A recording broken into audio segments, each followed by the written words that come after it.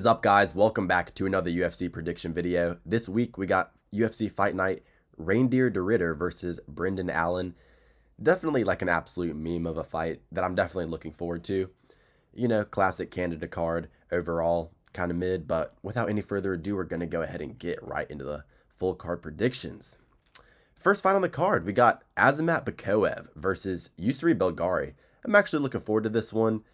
I'm going to be picking Azamat Bekoev to get a round one ground and pound TKO finish. Look, Yusri Belgaroui, he is a former Glory Kickboxing fighter, had 2 fights on the Contender Series, didn't look that great in either one of them. You know, in his first one, I believe he won by decision, wasn't awarded the contract. No, he lost to Marco Tulio, and then he came back, fought like a very low-level fighter, almost took him to a decision, got like a round 3 stoppage. Didn't look impressive whatsoever. You know, his striking really doesn't stand out, even though he has a kickboxing background. I think Bekoev has way better hands. He's able to knock out people. You saw what he did to Ryan Loder in his last fight. Loder's not the striker that Belgaroui is, and, you know, Belgaroui is going to have a big-time height and reach advantage. But, look, Bekoev, he's going to walk right through him. He's going to threaten takedowns. He has great grappling, ground and pound. In his fight with Zach Reese in his UFC debut, the ground and pound was absolutely nasty. He has excellent pressure, cuts off the cage well, and his right hand is just an absolute lightning bolt. I think he cracks Yusri Belgaroui. You know, Yusri Belgaroui kind of has like a pea head. I think Bekoev's going to just snipe it with a right hand after, you know, level changing multiple times. He's going to be pressing Yusri against the fence. He's going to get takedowns, and eventually he's going to hurt him badly on the feet, take him down, and finish him up with ground and pound. So yeah, give me Bekoev to win this one, round 1 TKO. Next fight on the card, we got Kyle Prepolec versus Drew Dober. You know, Prepolec got sacrificed to Benoit Saint Denis last time out. He's coming back to Canada to fight Drew Dober, where Drew Dober, he used to be considered like the Giga Chin, like the Iron Chin. You know, the fucking character from Timmy Turner, Jimmy Neutron, whatever it was. But shit, he's been getting knocked out a lot recently. Got knocked out versus Manuel Torres. Matt Frevola knocked him out. He's taken a lot of damage. He's had a lot of fights. I mean, you look at the record, 27-15, tons and tons of fights. Been in the UFC forever. But, you know, he's tried and true. He's a solid striker, decent takedown defense. And Kyle Prepolec, you know, I just don't think he's at the level of a Drew Dober. You know, he's been doing all right on the regional scene. But, look, Drew Dober, most KOs in lightweight UFC history, tied with Dustin Poirier. I think that he's going to be able to get a knockout here in this fight. Look, Prepolec, he's decent, but I think this fight's going to be on the feet for, you know, the majority of the time. I think, you know, Drew Dober might even try and get some takedowns. He has in the past. Prepolec, I don't think he's going to have any success with it, even if he does go for it. Give me Drew Dober by a second round TKO. I think the level of competition difference is massive. You know, you're definitely concerned about the durability of Dober, but look, I don't think Prepolec's the type of guy that's going to knock him out. Prepolec's not Manuel Torres. Give me Dober by TKO. Next fight on the card, we got Danny Barlow versus Jourdain Santos. Look, Jourdain Santos, he won on the Contender Series, looked okay. Then he got into the UFC and lost to Ozzy Diaz, which, you know, really tells you all you need to know. Look, Danny Barlow, he's moving up in weight for this one, and I think that's going to help him a lot because he got chinned bad last time out. First ever professional loss against Sam Patterson, who is a very good prospect in his own right, Sam Patterson, that is, who has lighter man skill, and then Danny Barlow is going to be moving up to middleweight with lighter man skill after losing to a lightweight. So I think the speed and skill differential is going to be heavy for Danny Barlow, especially early on in the fight when he's still fresh. Fast twitch athlete, big time power in the left hand. You know, he had a disappointing performance against Nikolai Valentinkinov, but he broke his hand in that one, comes back, loses to Patterson. It's not even a terrible loss. Kind of a bad stylistic matchup, really, when you look at Patterson and what he was able to do to even Trey Waters last time out. But look, Jourdain Santos, not a lot of a sample size. He doesn't even hit that hard, you know, on the Contender Series. I believe he fought Will Curry, took him to a decision. Look, he doesn't really have finishing potential like Danny Barlow does. I think Danny Barlow, much, you know, like I said, quick twitch, better athlete. And in a fight that I see taking place on the feet, I think Danny Barlow is just going to outskill him for 3 rounds. Santos is tough. I think Danny Barlow wins a 30-27 decision here. All right, next fight on the card, Hyun-Sung Park versus Bruno Silva. I believe Bruno Silva's last 2 fights were to Manel Kape and Joshua Van, 2 very high-level fighters. Honestly, probably the second and third best fighters in the flyweight division. You got Hyun-Sung Park, took his first ever professional loss to Tatsuto Taira last time out, and he was scheduled to fight against, I believe it was Steve Erceg, but, went in there, lost to Tatsuto Taira. Taira proved to be, levels above. But I think that Hyun-Sung Park is a good fighter. He has good forward pressure, good kickboxing overall. His grappling isn't bad. I forget the guy's name that he beat in his UFC debut, Hispanic fighter or Mexican fighter, but displayed really good striking in that fight. He has clean boxing, good technique. Bruno Silva, in a similar way, he's a clean fighter, tries to have a nice technical battle most of the time. He just, doesn't really step off the page anywhere in his game, and he did have a lot of, inactivity throughout his career, which really hindered his ability to get any type of momentum going. I'm going to take Hyun-Sung Park to win a decision here. I think the activity, the youth is going to be on his side. I think that Bruno Silva has taken a lot of damage and has been discouraged a lot in his last 2 fights. Maybe he comes back with a vengeance, but I think Hyun-Sung Park, look, if it's not Tatsuto Taira in front of Hyun-Sung Park, I think he does a lot better against, a lot of competition that's at the level of a Bruno Silva. Tatsuto Taira, Van, Kape, and Pantoja are all, way above everybody else in this division, in my opinion. All right, next fight. I'm taking Park by decision. Next fight on the card, I'm getting sidetracked. We got dangerous David Grant versus Charles Jourdain. Look, Charles Jourdain, he's moving down a weight class here, which I don't really like for him. He's a decent fighter, but when you look at his record, it's very 50-50. It's very 50-50. Yeah, he beat Henry, but, Henry ain't that good. Stained by John Silva. He lost to Sean Woodson, which is a fight that you really need to look at when you're, trying to predict this fight versus David Grant. Sean Woodson, David Grant fight very, very similarly. David Grant's harder to hit, and David Grant hits harder. He has more power than Sean Woodson. So I think that David Grant's going to win this fight purely based off of this fight right here, Sean Woodson versus Charles Jourdain. And that's at featherweight. He's moving down to bantamweight, where David Grant's going to be faster. He's going to have better footwork, more unorthodox. You look at his 2 wins before that, Ramos, Gracie, nothing to write home about. Nathaniel Wood beat him up. Dude, I don't understand how Charles Jourdain is, a decently sized favorite in this fight. I really don't understand that. I think that David Grant is going to just, piece him up for 3 rounds with the unorthodox style on the feet, bouncing in and out, good boxing, relatively safe. And when you look at David Grant is so underrated, and he's literally getting better. He's 40 years of age, but when you look at all of his fights since 2021, beat Martinez by knockout. That's a freaking great win. Okay, lost a decision to Chito Vera. Chito Vera's tough. Most people had him winning the Yanez fight. Beats, both of these guys, the Sun South Smoka. You look at Daniel Marcos, that fight where he lost. Most people had him winning that fight. And then 2 wins on the bounce against young prospects, Tavares and Blackshear.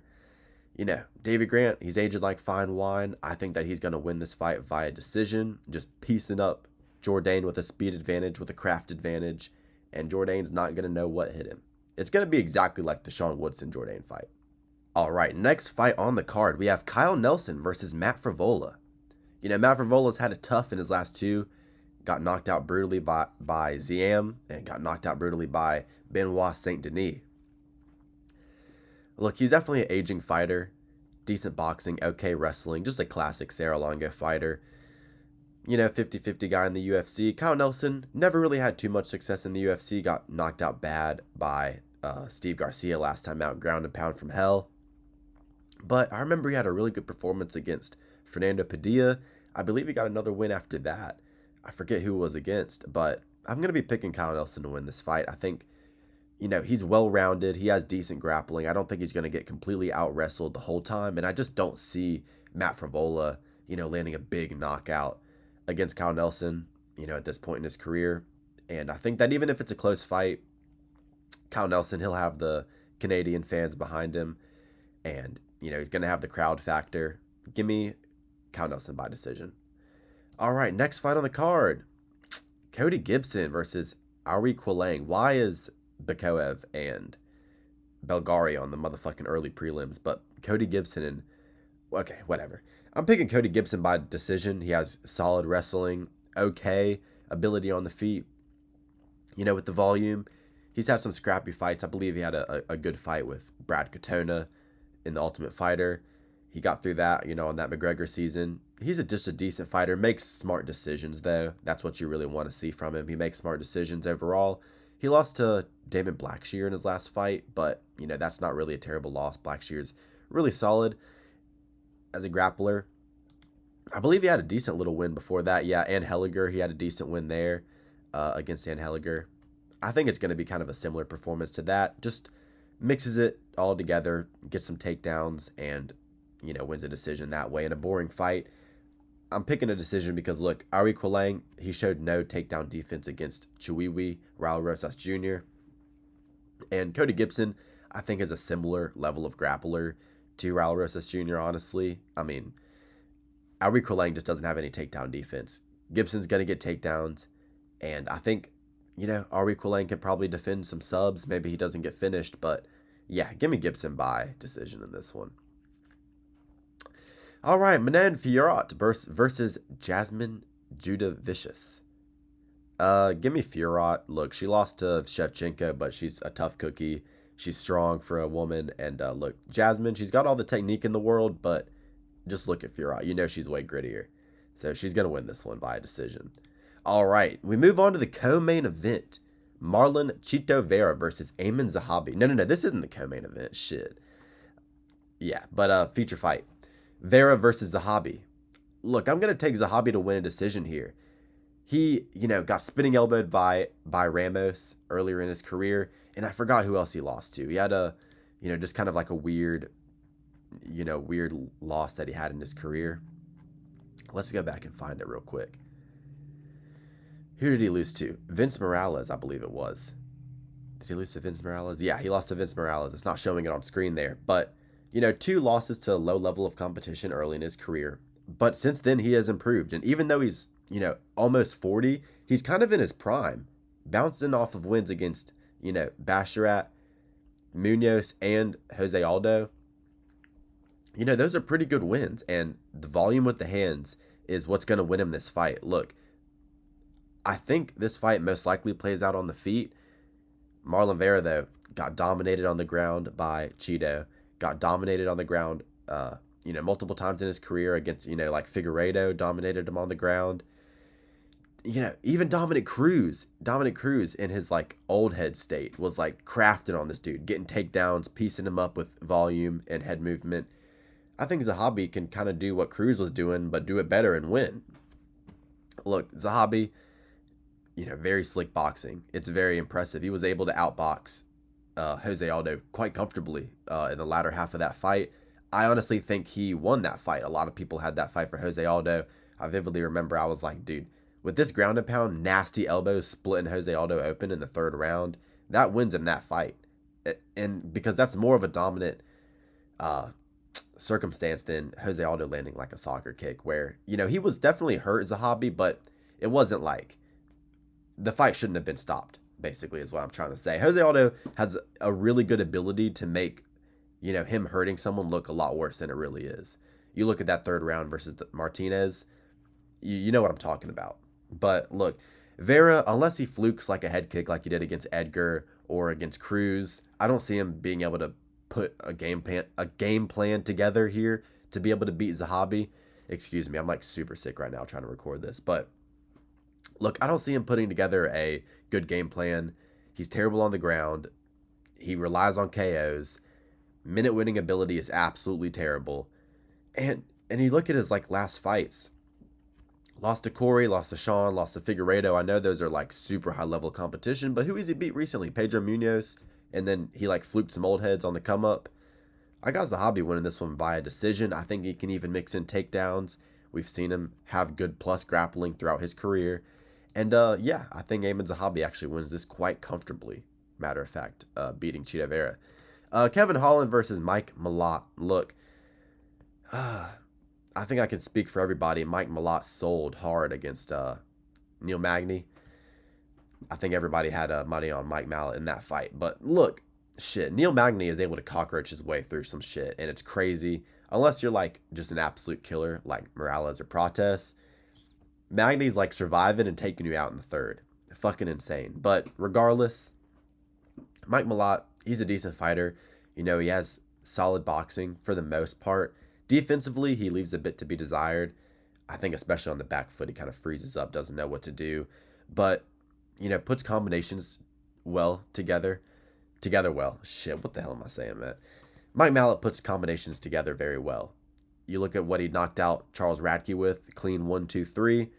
Even in the Trevin Giles fight before that, where it wasn't really an impressive performance, he still stayed very safe and did what he needed to do to get the victory. He's a kickboxer for the most part. You know, used to be a coach at Team Alpha Male for striking, which is kind of crazy because, I don't know, he's just not good enough to be like a coach to other professional fighters, in my opinion. I mean, I know he's good, but I think Kevin Holland's going to give him issues on the feet if Mike Malott can't get this fight to the ground, because Mike Malott was able to take down Neil Magny, was able to control him for the most part. I think that his best path to victory would be, you know, kick your range, buy your time, and then try and mix in some takedowns. Because I think that Kevin Holland, even though he looked fucking horrible last time out against D-Rod, D-Rod's underrated. And I feel like he's going to come back looking a lot better than he did in that fight. Kevin Holland, though, pisses me off. I've gotten the last 5 of his fights wrong. Literally, I've gotten the last 5 picks in this motherfucker's career wrong as hell. I picked him to beat D-Rod. I picked him to lose to Luque and Gunnar Nelson. Fucking hell. This dude's so annoying to try and pick. I mean, of course I picked him right in these 3 fights, and this one. But, you know, recently he's been a very tough fighter for me to get a read on. So it's hard for me to pick this fight. But at the end of the day, when you don't know which way to go, just pick against him, especially when it's a fighter like Mike Malott, where for some reason I could just see Kevin Holland fluking him with a clean shot, but maybe his durability is declining at this point in his career. Another welterweight fight here. Mike Malott hits pretty hard.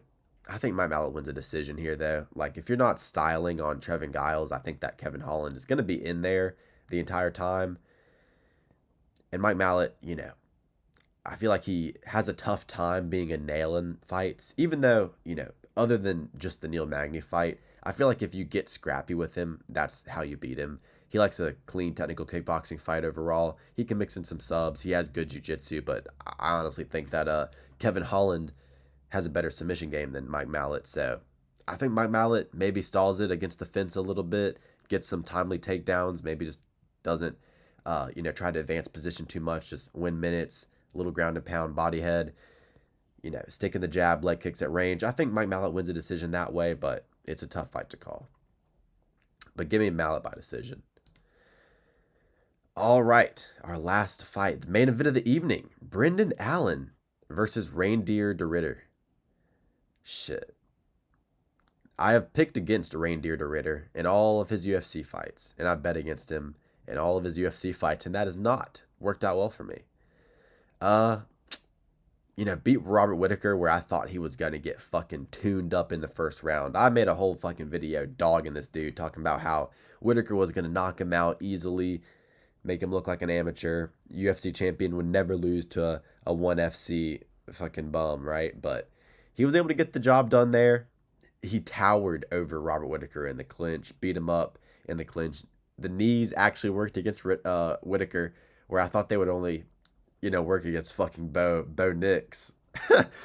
Fucking Bo Nix, dude. Bo Nickel.